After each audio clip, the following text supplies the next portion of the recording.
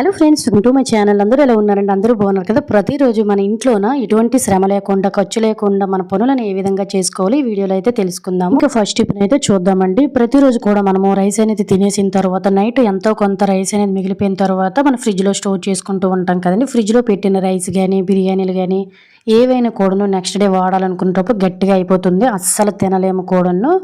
ఇలాంటి అన్నాన్ని మనము వండినప్పుడు ఎలా అయితే ఫ్రెష్గా ఉంటుందో అలానే మనమైతే తయారు చేసుకోవచ్చండి. ఇంట్లో ఒక్కొక్కసారి ఎక్కువ అన్నం మిగిలిపోయేటప్పుడు పడేయలేం కదా బయట, అలాంటప్పుడు ఫ్రిడ్జ్లో స్టోర్ చేసుకొని నెక్స్ట్ డే తినాలనుకునేటప్పుడు సింపుల్గా ఇలా ట్రై చేయండి. ఫ్రెష్గా కూడా ఉంటుంది. ఒక బౌల్ తోటి కొంచెం వాటర్ తీసుకొని చిల్లులో గిన్నె అనేది ఉంటుంది కదండి, జిబ్రేక్ అంటూ ఉంటారు కొంతమంది, అందులోన ఈ విధంగా మనము అన్నాన్ని లేదంటే బిర్యానీని కూడాను విడదీసేసుకోవాలండి మొత్తం కూడాను. ఎప్పుడైనా ఇంట్లో అన్నం మిగిలిపోయేటప్పుడు బయట పడేయకుండా సింపుల్గా ఇలా ట్రై చేయండి. ఒక్క మెతుకు కూడా బయట పడేయరు మీరు అసలు. ఈ విధంగా స్టవ్ మీద పెట్టేసి మూత అనేది పెట్టి ఆవిరి అనేది బయటకు పోకుండా లో టు మీడియం ఫ్లేమ్లో అంటే హై ఫ్లేమ్లో పెట్టేసుకొని మనం చక్కగా దీన్ని అయితే 2-3 నిమిషాలు కుక్ చేసుకున్నాం అనుకోండి. అన్నం అనేది వేడికి మనము కుక్కర్లో కానీ నార్మల్ కానీ వండినప్పుడు ఎలా అయితే మెత్తగా ఫ్రెష్గా వేడిగా ఉంటుందో అలానే ఉంటుందండి. వీడియోలో కూడా మీరు క్లియర్గా చూస్తున్నారు. ఎప్పుడైనా ఇంట్లో అన్నం మిగిలిపోయింది అనుకునేటప్పుడు బయట వదిలేసే పాడైపోతుంది, ఫ్రిడ్జ్లో పెడితే గట్టిగా అయిపోతుంది కదా. ఇలా హ్యాపీగా మనమైతే మళ్ళీ ఆ అన్నాన్ని వేడివేడిగా లాగించేయచ్చు. యూజ్ అవుతుందంటే తప్పకుండా ట్రై చేయండి. ఇంకా సెకండ్ టిప్ని అయితే తెలుసుకుందాము. మన ఇంట్లోని ఇటువంటి ఫోటో ఫ్రేమ్స్ కానీ దేవుళ్ళు అయినా లేదంటే నార్మల్ అయినా కూడాను ఏంటంటే డస్ట్ అనేది పట్టేసి మురుకుగా అయిపోతూ ఉంటాయి కదండి. అలాగే ఫోటో ఫ్రేమ్స్ బ్యాక్ సైడ్ మనకి బల్లులు అనేవి తిరుగుతూ ఉంటాయండి. ఇలా బల్లులు అనేవి కూడాను ఫోటో ఫ్రేమ్స్ బ్యాక్ సైడ్ తిరగకుండా ఫోటోలు కూడాను మంచి సువాసన భరితంగా ఏ విధంగా నీట్గా క్లీన్ చేసుకోవాలంటే ఈ విధంగా కొంచెం వాటర్ని తీసేసుకొని ఇందులోన 1 లేదా 2 కర్పూరం బిళ్ళలను అయితే వేసుకోండి. కర్పూరం బిళ్ళల వాసన వల్ల మనకి ఇంట్లోన బల్లులు పురుగులు అనేవి రాకుండా ఉంటాయి. ఇలా మీరు 15 రోజులకు ఒకసారి, నెల రోజులకు ఒకసారి ఇంట్లోనన్నీ క్లీన్ చేస్తారు కదా, ఈ వాటర్తో ఒకసారి అయితే క్లీన్ చేసి చూడండి.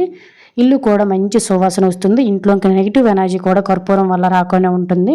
సో నేను ప్రతిరోజు కూడాను అంటే ప్రతిసారి కూడాను ఇటువంటి ఫ్రేమ్స్ కానీ లేదంటే ఏవైనా డెకరేటివ్ ఐటమ్స్ అనేవి క్లీన్ చేయాలనుకున్నప్పుడు సేమ్ సింపుల్గా ఇలా ఈ వాటర్ తోటి క్లీన్ చేస్తానండి. మీకు కావాలంటే కొంచెం షాంపూను కూడా యాడ్ చేసుకోవచ్చు. జస్ట్ నేను ఓన్లీ కర్పూరం వాటర్ తోటి క్లీన్ చేస్తున్నాను. దీనివల్ల చిన్న చిన్న పురుగులు కానీ లేదంటే దోమలు లాంటివి గట్టను రాకుండా ఉంటాయి. అలాగే ఫ్రెండ్స్, ఇంకొక చిన్న రిక్వెస్ట్ అండి, ఈ వీడియో కనుక మీకు నచ్చినట్లయితే ప్లీజ్ ఒక లైక్ చేసి ఇటువంటి యూజ్ఫుల్ టిప్స్ని మీ ఫ్రెండ్స్ అండ్ ఫ్యామిలీకి షేర్ చేయండి, వాళ్ళకి కూడా యూజ్ అవుతాయి. సో చూసారు కదా ఫ్రేమ్ అనేది ఎంత నీట్గా ఉందో. ఓన్లీ ఇవే కాకుండా మనం చిన్న చిన్న డెకరేటివ్ ఐటమ్స్ అంటే ఇటువంటి చిన్న చిన్నవన్నీ పెట్టుకుంటూ ఉంటాం కదండి. లాఫింగ్ బుద్ధ, బుద్ధుడు బొమ్మలు ఇటువంటివన్నీ కూడా సింపుల్గా ఇలా క్లీన్ చేయడం వల్ల కొత్త వాటిలాగా ఉంటాయి. అలాగే మెన్నిగా వస్తాయండి, చాలా మంచి సువాసన కూడా వస్తాయి. ఇంట్లో ఉండే ఏ డెకరేటివ్ ఐటమ్స్ అయినా కూడా ఒక్కసారి ఈ ఐటమ్తో క్లీన్ చేసి మీరు అబ్జర్వ్ చేసి చూడండి. ఐటమ్స్ అనేవి కూడా మనకు మన్నిగా వస్తాయి, పాడైపోకుండా ఎక్కువ రోజులు ఉంటాయి. ఇంకా థర్డ్ టిప్ని అయితే చూద్దాము. మన ఇంట్లోని వాడే ఇటువంటి టేబుల్ మ్యాట్స్ కానీ, టీ పైలు కానీ, టీ కాఫీలు గట్టను వలిగిపోయేటప్పుడు గట్టను ఈ విధంగా మరకలు అనేవి పడిపోయి చాలా అసహ్యంగా ఉంటాయి కదండి. ఇటువంటి టేబుల్ మ్యాట్స్ని అయితే మనం అస్సలు క్లీన్ చేయలేము. ఈ టేబుల్ మ్యాట్ కూడాను చాలా ఇయర్స్ అయిపోయింది దీన్ని కొనేసి. సో ఇలా నల్లగా అయిపోయేటప్పుడు దీన్ని కొనేటప్పుడు ఎలా అయితే కొత్తగా ఉందో అలానే మనమైతే సింపుల్గా క్లీన్ చేసుకోవచ్చు. ఎక్కువ రుద్దే పని లేదు, ఇటువంటి షాంపూలు సర్ఫ్లు కూడా అవసరం లేదు. ఇటువంటి టేబుల్స్ని క్లీన్ చేయాలనుకునేటప్పుడు సింపుల్గా బేకింగ్ పౌడర్ అనేది మన కిచెన్లో ఉంటూనే ఉంటుంది కదండి. దాన్ని ఈ విధంగా తీసుకొని దీంతో పాటు ఒక 2-3 స్పూన్ల వరకు కూడా కొంచెం వినీగర్ని అయితే వేసుకోండి. ఎక్కడైతే టేబుల్స్ మీద కొన్ని వస్తువుల మీద గట్టను టీ మరకలు, కాఫీ మరకలు పడినా లేదంటే ఫుడ్ పార్టికల్స్ లాంటివి కూర మరకలు అనేవి పడుతూ ఉంటాయి కదండి. ఏవైనా డైనింగ్ టేబుల్ మీద గట్ట పడిన మరకలు అనేవి వదలవు. అలాంటి ఎన్ని సంవత్సరాల నుండి పట్టేసిన మొండి మరకలైనా కూడా మనం బేకింగ్ పౌడర్ వినీగర్తో క్లీన్ చేయడం వల్ల మురుకు అనేది ఊడు వచ్చేయడమే కాకుండా చక్కగా మనకు బ్యాక్టీరియా లాంటిది కూడా ఏమీ ఉండదండి. నేనైతే మొత్తం కూడా స్ప్రెడ్ చేసేసాను. జస్ట్ 1 నిమిషం అలా వదిలేసిన తర్వాత ఇనుము పీచ్ తోటి లేదంటే మన నార్మల్ స్క్రబ్తో అయినా కూడా ఈ విధంగా మూలలో కూడాను నీట్గా క్లీన్ చేసామంటే చూడండి సింపుల్గా మనకు మురుకు అనేది ఎంత నీట్గా అయితే వచ్చేస్తుందో. దీనివల్ల ఏంటంటే బ్యాక్టీరియా లాంటిది ఏమీ ఉండదండి. టేబుల్స్ అన్నీ కూడా కొత్త వాటిలా ఉంటాయి. ఎంత ముండి మరకలు అయినా కూడాను ఈ సింపుల్ ప్రాసెస్లో మనమైతే క్లీన్ చేసుకోవచ్చు. ఇవే కాకుండా మనం కిచెన్ కూడా ఈ విధంగా క్లీన్ చేయడం వల్ల కిచెన్లోకి దోమలు లాంటివి వట్టనో రాకుండా ఉంటాయండి. ఇంట్లో ఇటువంటి టేబుల్ మేట్స్ ఉన్నట్లయితే ఒక్కసారి ఇలా క్లీన్ చేయండి. ఒకసారి చూడండి ఎంత మురికి అనేది వస్తుందో. జస్ట్ ఇంద మీద భోజనం చేసేటప్పుడు ఏ మరకలు పడినా పట్టేస్తున్నాయండి. నేను అప్పుడప్పుడు ఈ విధంగా క్లీన్ చేస్తూ ఉంటాను. తరువాత ఈ విధంగా ఒక తడిగుడ్డ పొడిగుడ్డతో నీట్గా క్లీన్ చేసేసామనుకోండి, టేబుల్ అనేది మనకి 99% చాలా నీట్గా క్లియర్గా క్లీన్ అయిపోతుందండి. డిఫరెంట్ అనేది మీరు అబ్జర్వ్ చేస్తారు. ఎప్పుడైనా ఏ ఐటమ్స్ అయినా క్లీన్ చేయాలనుకునేటప్పుడు సింపుల్గా ఇలా ట్రై చేయండి. చూసారు కదండి టేబుల్ అనేది ఇంతకుముందు ఎలా ఉండేదో ఇప్పుడు ఎలా ఉన్నది అనేది డిఫరెంట్ అనేది మీరు అబ్జర్వ్ చేశారు కదా. ఇంట్లో ఇటువంటి క్లీన్ చేయాలనుకునేటప్పుడు ఎక్కువ శ్రమ పడకుండా ఎక్కువ రుద్దే పని లేకుండా ఈ విధంగా ఒకసారి క్లీన్ చేసి చూడండి, రిజల్ట్ మీకే తెలుస్తుంది. ఇంకా 4th టిప్ అయితే చూద్దాము. నార్మల్గా మనం పళ్ళ తోముకునే పేస్ట్ అనేది ప్రతిరోజు వాడేసిన తర్వాత కొన్ని రోజులకి ఖాళీ అయిపోయిన తర్వాత ఎందుకు పనికిరాదని పడేస్తూ ఉంటాం కదా.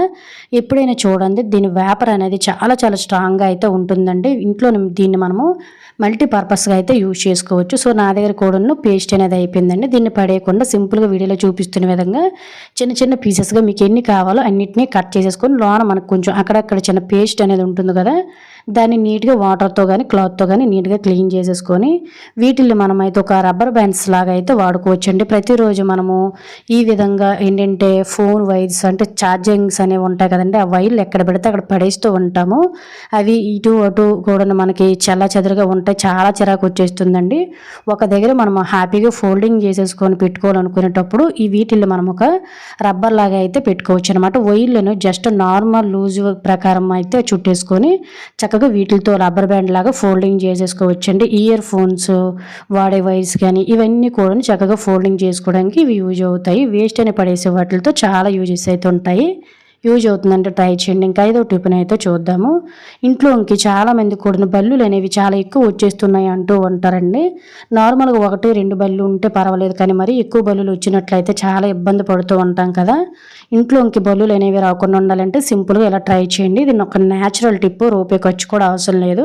కిచెన్లోనే మనకైతే వెల్లుల్లి అనేది ఉంటుంది కదండి, ఒక 3-4 వెల్లుల్లి రెబ్బలను తీసేసుకొని పైన ఉండే పొట్టు మొత్తాన్ని కూడాను తీసేసుకోండి. ఎప్పుడైతే కిచెన్లోకి మనకి బల్లులు అనేవి ఎక్కువగా తిరుగుతాయో ప్రాపర్గా మనకి ఏంటంటే కిచెన్లోని అన్నీ క్లీన్ చేయకపోతే ఫుడ్ ఐటమ్స్ మీద కూడా వెళ్ళిపోతూ ఉంటాయండి. దీనివల్ల అలర్జీస్ వచ్చే ఛాన్సెస్ ఉంటుంది కాబట్టి బల్లులు బొద్దింకలు అనేవి కిచెన్లోకి రాకుండా ఉండాలంటే ఇలా ఒక సేఫ్టీ పిన్ తీసుకొని ఒక 2-3 చక్కగా వెల్లుల్లిని గుచ్చేసుకొని వీడియోలో చూపిస్తున్న విధంగా ఎక్కడైతే కిచెన్లోన మనకి అనువుగా ఉంటుందో ఏదైనా మీకుకి హ్యాంగ్ చేసేసుకున్నాం అనుకోండి, ఈ స్మెల్కి మన కిచెన్లోకి బొద్దింకలు అనేవి అస్సలు రావండి. అస్సలు బల్లులకి ఈ స్మెల్ అనేది అస్సలు సెట్ అవ్వదు కాబట్టి ఇంట్లోకి బల్లులు అనేవి రావడం తగ్గిపోతాయి. యూజ్ అవుతుందంటే ఒక్కసారి ట్రిక్ని ట్రై చేయండి. ఇంకా 6వ టిప్ని అయితే చూద్దామండి. బాత్రూమ్ అనేది ప్రతిసారి వాష్ చేయలేము, ఒక్కోసారి ఎంత క్లీన్ చేసినా ఏదో రకమైన బ్యాడ్ స్మెల్ అనేది వచ్చేస్తుంది కదా. ఇలా బాత్రూమ్ అనేది మాటికి క్లీన్ చేసుకునే పని లేకుండా బాత్రూమ్ అనేది ఎప్పుడు కొత్తగా మంచి సువాసనలు వెదజల్లాలంటే రూపాయి ఖర్చు లేకుండా ఇంట్లోనే ఉండే వాటితో ఒక లిక్విడ్ని తయారు చేసుకోవచ్చు. సో దానికోసం నేను ఇక్కడైతే నాప్థలిన్ బాల్స్ అనేవి ఉంటూనే ఉంటాయి కదండి, కలర్ ఉండాలని అంటూ ఉంటారు. సో ఇవి మనం బట్టల్లో కూడా పెడుతూ ఉంటాం మంచి సువాసన రావడం కోసం. దీన్ని నేను ఒక 2 తీసుకుని మెత్తగా పౌడర్ చేసుకున్నాను. ఆ తర్వాత ఒక బౌల్తో కొన్ని వాటర్ని తీసుకొని కొంచెం బేకింగ్ పౌడర్ అలాగే ఒక 2 కప్పుల వరకు కూడా వీడియోలో చూపిస్తున్న విధంగా వెనిగర్ని అయితే యాడ్ చేసుకోండి. వెనిగర్ బేకింగ్ పౌడర్ అనేది మన బాత్రూంలో ఉండే బ్యాక్టీరియాని అంతా కూడా క్లీన్ చేసేస్తుందండి. చూసారు కదా, ఈ విధంగా 2 నాప్థలిన్ బాల్స్ని తీసుకొని పేపర్లో పెట్టేసుకొని ఈ విధంగా మెత్తగా పౌడర్ చేసుకున్నాను. నాప్థలిన్ బాల్స్ వల్ల మన బాత్రూమ్ అనేది 24 అవర్స్ కూడాను ఎటువంటి పర్ఫ్యూమ్స్ అనేవి వాడకుండా 24 అవర్స్ మంచి సువాసన వెదజల్లుతూనే ఉంటుందండి. ఇంట్లో మనకి చిన్నవారు కానీ పెద్దవారు ఉండేటప్పుడు కానీ మాటికి బాత్రూమ్కి వెళ్తూ ఉంటారు కదా, క్లీన్ చేయలేము. అలాంటప్పుడు సింపుల్గా ఇలా ఒక వాటర్ బాటిల్ తీసేసుకొని క్యాప్కి చక్కగా ఒక హోల్ అనేది పెట్టేసుకొని ఇందులోనే మనం తయారు చేసుకుని వాటర్ని వేసేసుకొని బాత్రూంలో ఒక పక్కన పెట్టేసుకొని చక్కగా మనం 10-15 రోజుల వరకు కూడా వాడుకోవచ్చండి. వాడిన ప్రతిసారి క్లీన్ చేసుకుని పని లేకుండా వాటర్ అనేది పోసేస్తాం కదా వాడేసిన తర్వాత, ఆ తర్వాత ఈ వాటర్ని మీరు ఒకేసారి బాత్రూమ్ మొత్తం స్ప్రే చేసేయండి, అంటే జల్లేయండి.